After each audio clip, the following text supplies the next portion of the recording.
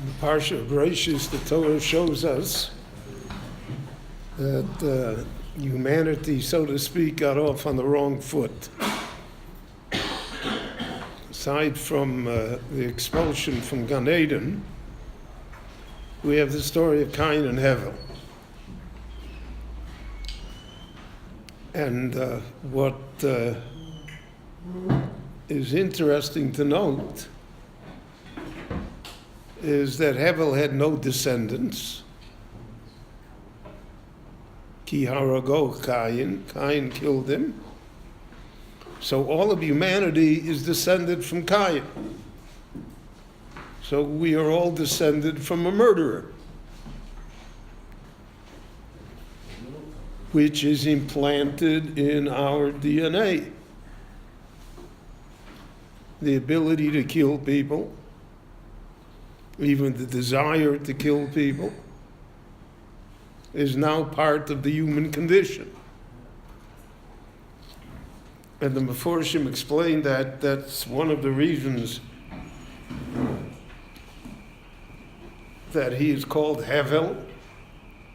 Abel is nothing, because there's nothing that remains of him.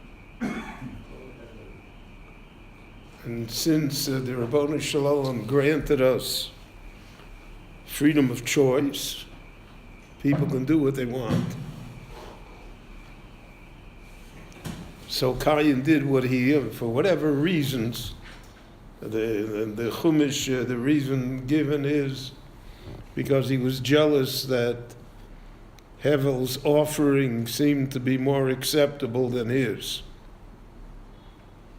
So it's the human emotion of jealousy, of greed, of selfishness, of all of these qualities which are so common to all of us, which fuel all the trouble in the world till today. Everything, if you open the paper and read it, so that's that's the story of Cain. And Abel, that's why Shlomo said, Avel avolim hakol Abel, it doesn't exist. It's all emptiness. It doesn't, there's no... So the Meforshim explain that even though Abel didn't have descendants, but the idea of Abel did not disappear. The idea that somehow things can be better, that human nature can improve, that we can make a better society than the one that existed. That idea of Abel still existed. Now, in the Torah it says, Ki yetzer leiv ha'odam ra minurov. That's the reflection of the truth of the fact that we are all descended from Cain. So, in our nature, in our DNA, it's Ra Minurov. Right? You see it in children, in infants, from the earliest time that we exist. The idea that it's Ra Minurov. How to improve on it? So that's the task of, so to speak, reviving Heva. And the Torah goes through a process to try to help us understand. So one of the problems that the Torah itself addresses is that we understand that Cain is never really punished for what he did. Cain tells Kaviyachal, the Rabbanu Shalom, Kol Motzi Yaharguni, I implanted in the world murder, revenge, violence, so then I know it will come back to me. So the Rabbanu Shalom Vayosim Laos L'Cain, the Rabbanu Shalom gave some sort of sign to Cain that nobody would harm him. And for 7 generations, he would be protected. So the Meforshim point out, the Torah always has to be understood on many different levels. And if we remain with the level that we thought of when we were 6 years old, then we're going to miss the whole thing. Because even though Mikra Yotzi Mirei Pshuto, the Torah intended us to be Talmidei Chachomim, to understand what it's talking about on a different level and on a different plane. And I think part of the problem, I always mention that part of the problem regarding American Jewry, today it's far worse, but then the problem was that everybody's concept of Judaism was that of a 13-year-old. Because that's the last time he had contact with it. So the concept of a 13-year-old is not going to carry through life. It's not going to give you a deeper understanding of anything. So here also, the fact that Cain was not punished, so to speak, he got away with it. Killed his brother. The Lord does not take revenge against him, doesn't strike him down with lightning. Not only that, the Lord protects him. He gives him a protective sign or symbol that will protect him from any revenge that anyone would want to take upon him.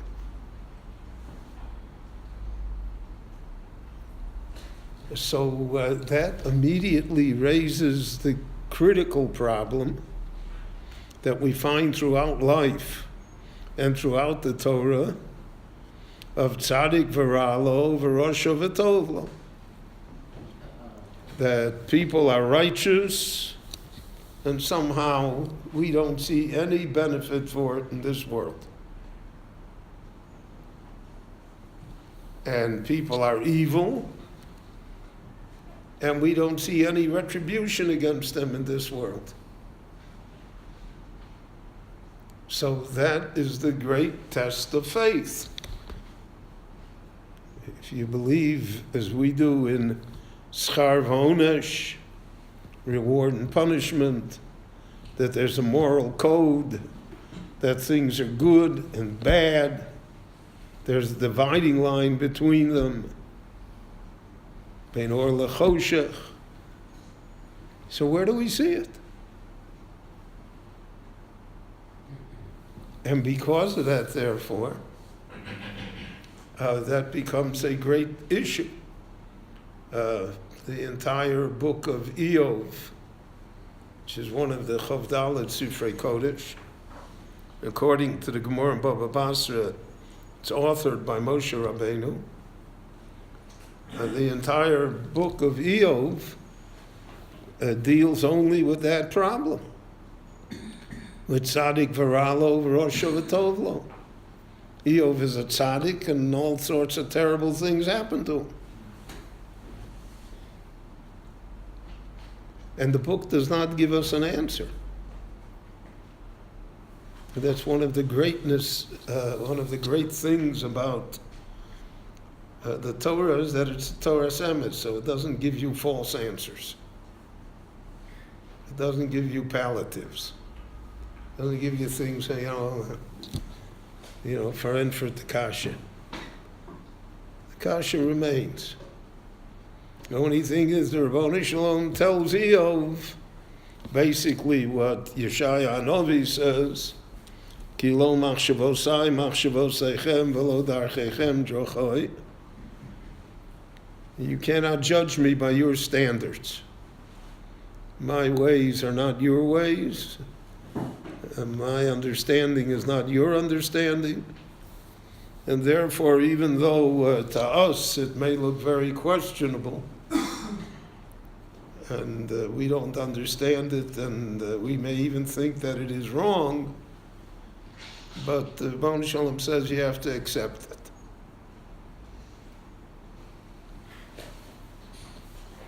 But according to the Meforshim, I don't want to go into the Kabbalah, but according to the Meforshim, the straight Meforshim, the spirit of Hevel lives on. And it's the spirit of Hevel that made Noach an ish tzaddik b'dorosov. Why Noach did not succumb to all the evil that surrounded him. It's very hard not to succumb to the evil that surrounds us.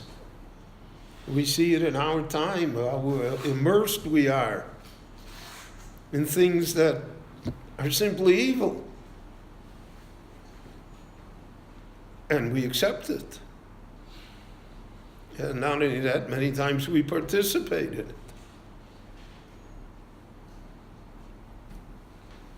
it. So it's only the spirit of Hevel that allows Noach to be Noach. But that doesn't last. Because again, it's Hakol Hovel. There's nothing you can put your fingers on. It's too theoretical. It's too aesthetic. So until Avram Avinu comes. And that's what the Gemara means when it says, Eila told us Shamayim v'oretz bihi borom, this week's parsha. This is the description of heaven and earth, of creation. Bihi borom, when it was created. So the Medrash says, Al tikrei bihi borom elo bi'avraham. It's the same letters.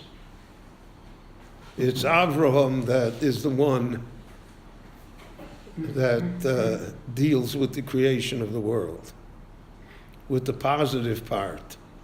So Avraham inherits this spirit of heaven. The only thing is he translates it into action. Whereas Noach had it within him, but couldn't act upon it, Avraham acts upon it. So this is the whole evolution of bringing the Torah and the Klal Yisrael, is to take something which is really ephemeral. It's not something you can put your hands on, and to let it become the path by which humanity exists and lives and is able to function. And all of that is how to take the spirit of Hevel and to activate it. So that when Cain kills Hevel, it may look like Cain is the only one who has descendants. But that's the idea that Chazal say that ideas never die. People, you can kill, but you can't kill an idea. You can't kill thoughts that exist in the human nature. So that Cain, ki harago Cain killed Hevel, but he didn't kill it because Hevel survives. Now, Kabbalah, if we go into the ideas of reincarnation, etc., so then this in the Shoma was Hevel, this was, but without that, we don't have to go there. We can only say that the idea survives, and it always survives. And the question is, since the idea is present, how do we activate it? So Avraham activated it through chesed. Chesed le'Avraham. Avraham took this goodness that existed in the world, and he channeled it into chesed, to helping others. And that's why the Gemara says, Gedola